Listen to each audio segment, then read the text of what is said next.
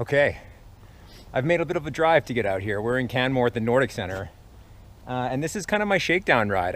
So I have a bit of a tweaked ankle right now, and even just the climb, we're just starting EKG to get up to the Odyssey to do that loop. My ankle is definitely not the happiest. I've got a tensor on it, so I'm gonna have to take it a little bit easy.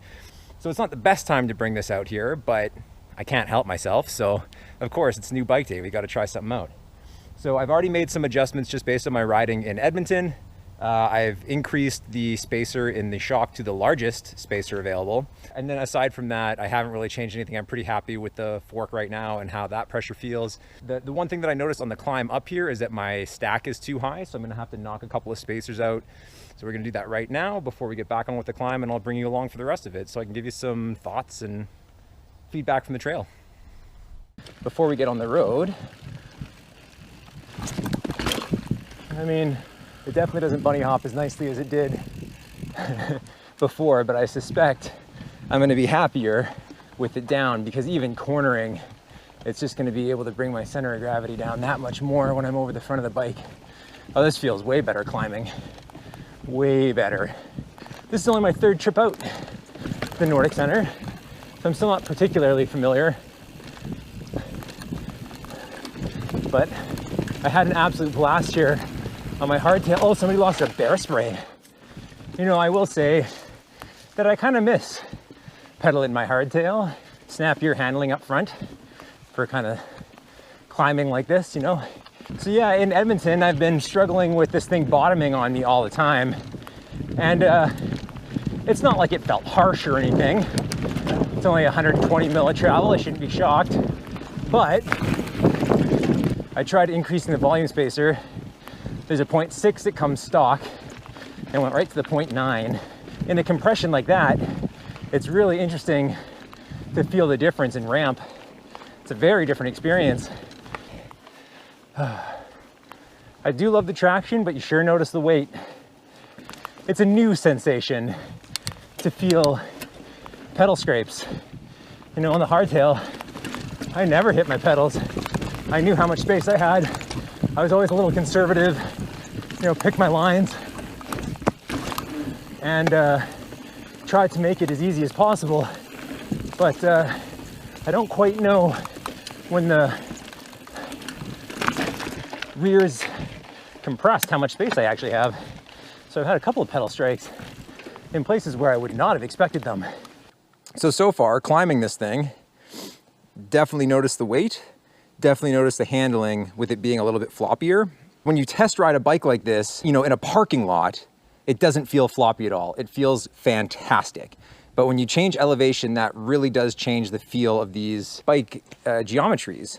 And so I think that's something to be conscious of when you are shopping for a new bike, is like, know that elevation, both up and down, are going to change the feel. I haven't really had to use the brakes much, but the shifting is fantastic. I do love this Dior 12-speed stuff. It is awesome.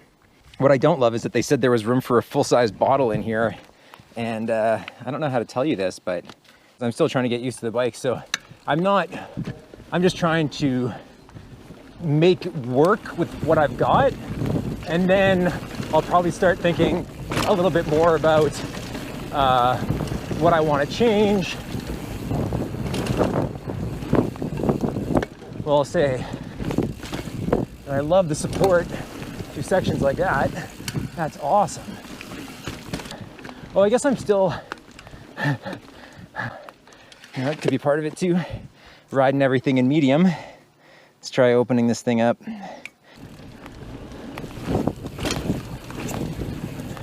Much more plush, I'll tell you that much.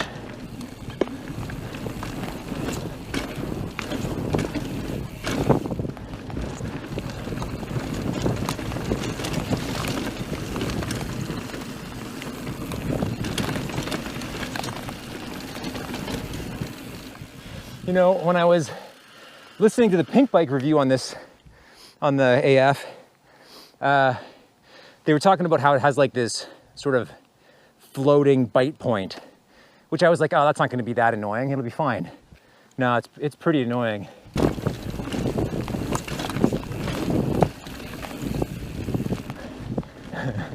Still getting a little bucked around, but you know, that's a bit of me too, for sure.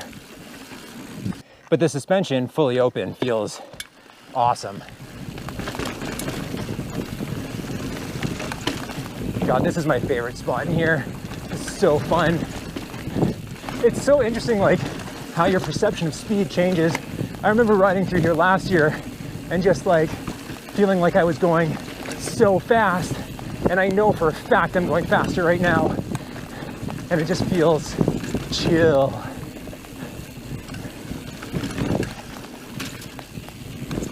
Man, you really have to pump the hell out of these brakes. Like, they're brand new. I assume they don't need to be bled, but literally, like, you come back to the bike after it's just sitting for a minute and the thing pulls all the way to the bar. That's wild. I mean, I think the reality that maybe some people miss is that, like, buying a new bike doesn't instantly make you a better mountain biker.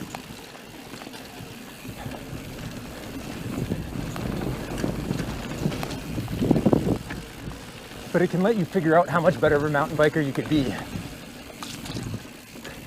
if that makes sense.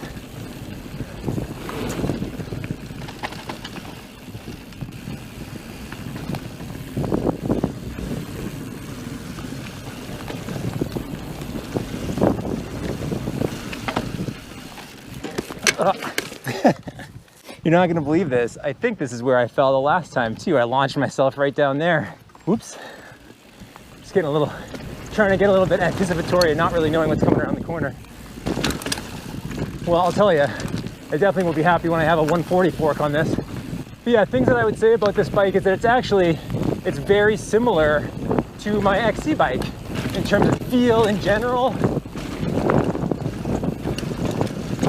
Body position, you sit pretty high in the bike. You don't really sit in it.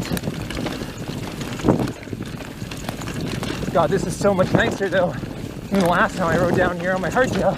I almost died. It's a very familiar feeling bike, except it has suspension. So there's something really nice about that, actually. Sort of something very comforting about that. But I will say, having sat on a Norco Optic, which was the other shortlisted bike for myself, I think I would prefer it. Now, yeah, I'm complaining about this thing being heavy, but you know, at least efficient. And I would not be able to say the same for the Optic. That bike is definitely not going to pedal like this one does. Like, here's the thing. I can gripe all I want about how it's different climbing, but the way it's different descending really does make up for a lot. And I'm really interested to spend more time in Edmonton. Like, here it's continuous up, continuous down.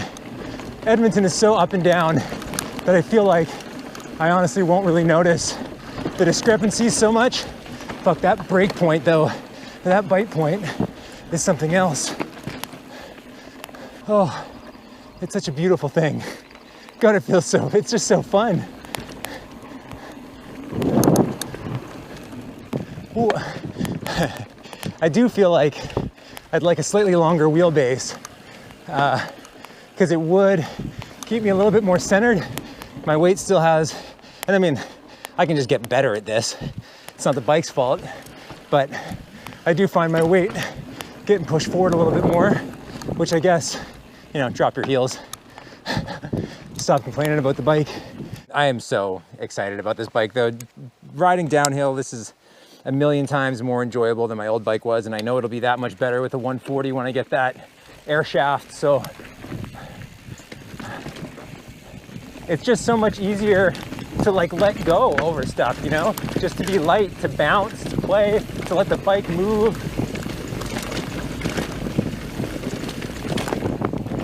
You know, this is seriously chunky shit.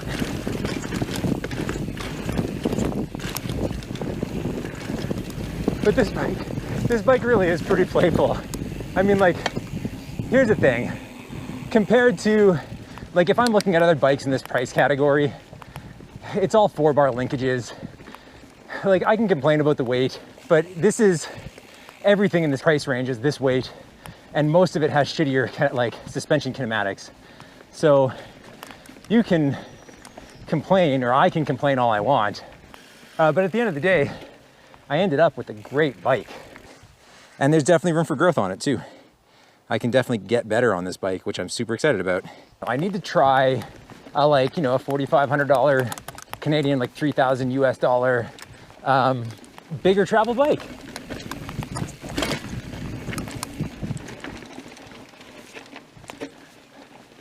Because I honestly don't know what that experience is. And it's possible that I may find the compromise on pedaling to be worth it on descending. Like, this will be better with 140, but I'd still rather have more travel in the rear, I think. That seems to just make good sense.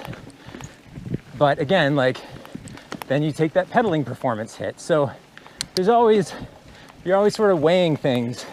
Like, I don't know what's gonna happen when I get a full suspension bike. You know, you have your expectations, but they're rarely gonna be the same as reality. And after spending just a little bit of time on this bike, it's left me with a lot of questions. Unfortunately, all the answers necessitate buying more bikes. If you live in Alberta and you haven't come to the Nordic Center, like, get your life figured out. It doesn't matter what bike you ride on. I came out here on my old, like, 100 mil XC hardtail with a 30 mil stanchion fork and rode the shit out of this place. It's so fun. It doesn't matter. Bring what you got. It's always a good time. It's 50-50. Honestly, I'm still undecided on where I'm at on this bike, but there's lots of things that I think we've kind of sussed out that I'm happy to know. And there's lots of little changes that I think I can make that will kind of make it more my bike still. So knowing what I know now, do I feel any differently a couple days later? The reality is this bike is really good at doing a lot of things, but it is not good at doing all of them. I think for riding in my city, in Edmonton, this is gonna be the perfect bike. It's gonna be the perfect bike. I think most of the features in this town, even the larger jumps and drops that I'm still trying to build myself up to, I'm going to be able to tackle with ease on this bike. I have zero concerns about that. I can get better on this bike, and that's all I needed. So in that regard, it's the perfect bike for me. I had really hit the wall with my previous bike. I had exceeded that bike's ability to keep up with me, which was it was a really gratifying feeling to know that I had improved to a point where I was outriding my bike. That's a really exciting place to be. It's also very frustrating.